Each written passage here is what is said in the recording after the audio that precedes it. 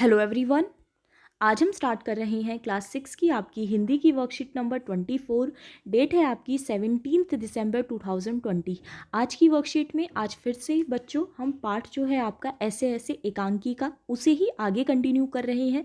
जैसा कि हमने लास्ट और लास्ट टू लास्ट वर्कशीट में देखा था कि एक मोहन नाम का लड़का होता है जिसके कि पेट में अचानक से दर्द हो जाता है और वो बोलता है कि मेरे पेट में ऐसे ऐसे हो रहा है। एक्चुअली में वो बता नहीं पाता है कि उसके पेट में कैसा दर्द हो रहा है, तो इसकी वजह से उसकी माँ, उसके फादर सब लोग परेशान हो जाते हैं। उसके जो फादर होते हैं वो डॉक्टर को कॉल करते हैं और उनको बुलाते हैं।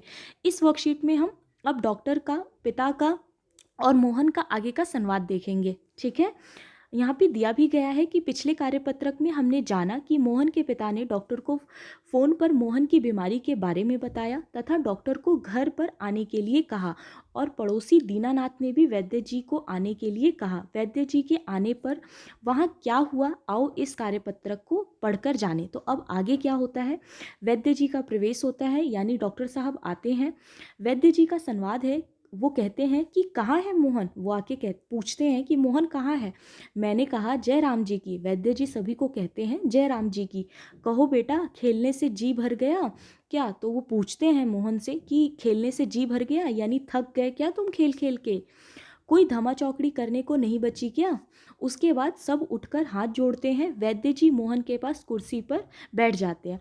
यहाँ पे ये जो ग्रीन कलर से लाइंस दी गई हैं बच्चों, ये मतलब किस तरह की एक्टिंग करते हैं वो लोग, इसे दर्शाने के लिए दिया गया है। क्योंकि ये जो आपका चैप्टर है वो एक नाटक की तरह है, इसीलिए जो वो एक्टिविटी करते हैं, जो एक्शन करते हैं, उन सारी चीज़ों को यहाँ पर ग्रीन कलर से लिखा गया है। ठीक है, फिर है पिता का संवाद। वो कहते हैं वैद्य जी शाम तक ठीक था, दफ्तर से चलते वक्त रास्ते में एकदम बोला मेरे पेट में दर्द होता है, ऐसे ऐसे होता है, समझ नहीं आता यह कैसा दर्द है। तो उसके फादर बताते हैं बस यही बोल रहा है, ऐसे ऐसे होता है, ऐसे ऐसे होता है, लेकिन ये किस चीज़ का दर्द है, क्यों हो रहा है, ये हमें समझ नहीं आ रहा। तो वैद्य जी कहते हैं कि अभी बता देता हूँ, असल में बच्चा है समझ नहीं पाता है। तो वो कहते हैं कि छोटा बच्चा है कैसे समझ पाएगा। फिर वो नाड़ी दबाते हैं उसकी और कहते हैं कि वात का प्रकोप है। मैंने कहा बेटा जीभ तो दिखाओ। फिर वो उसको जीभ दिखाने के लिए कहते हैं।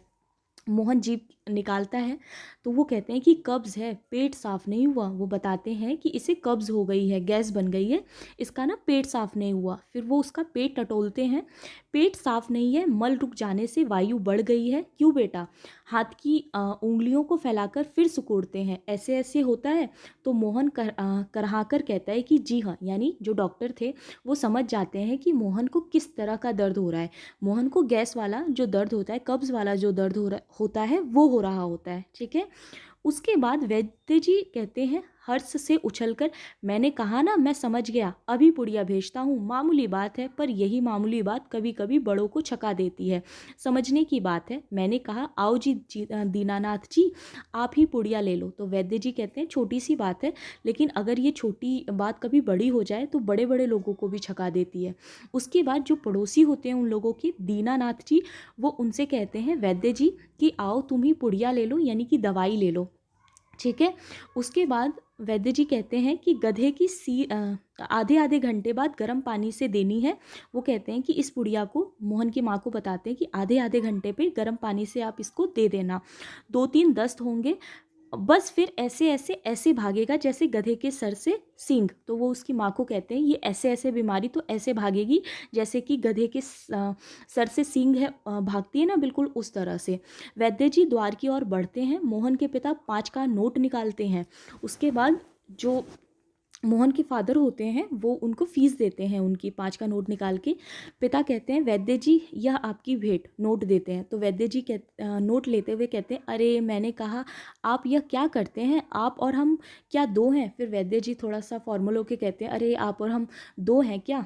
ठीक है, उसके बाद अब आपके क्वेश्चन आंसर दिए गए हैं। फर्स्ट क्वेश्चन है आपका कि ऐसे ऐसे जानने के लिए वैद्य जी ने मोहन से क्या क्या सवाल किया।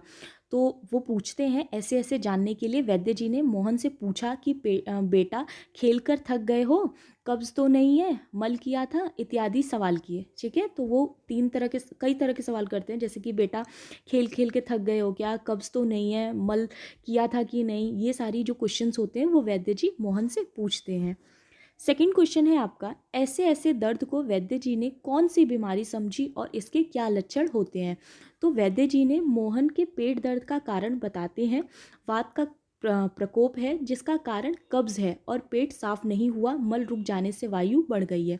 तो वो बताते हैं क्योंकि इसके पेट में जो है कब्ज बढ़ गया है, इस वजह से इसको इस तरह की दिक्कत हो रही है, ये ऐसे ऐसे वाली जो बीमारी है वो हो रही है।